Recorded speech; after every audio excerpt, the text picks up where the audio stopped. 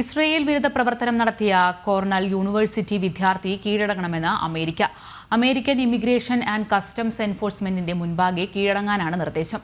2023 October 7 നടന്ന ആക്രമണത്തെ പുകഴ്ത്തി വിദ്യാർത്ഥി സമൂഹമാധ്യമങ്ങളിൽ പോസ്റ്റ് ചെയ്തിരുന്നു. 2023 ഒക്ടോബർ 7 നടന്ന ആക്രമണത്തെ പ്രകീർത്തിച്ചായിരുന്നു വിദ്യാർത്ഥിയുടെ സമൂഹ മാധ്യമ പോസ്റ്റ്. പ്രതിരോധം വിജയിക്കട്ടെ എന്നായിരുന്നു ആക്രമണത്തെക്കുറിച്ച് മൊമോദോ ടാൽ എന്ന വിദ്യാർത്ഥി പോസ്റ്റ് ചെയ്തത്. ഒന്നിൽ കൂടുതൽ വീഡിയോകളും ഇത്തരത്തിൽ ഇയാൾ പ്രചരിപ്പിച്ചു.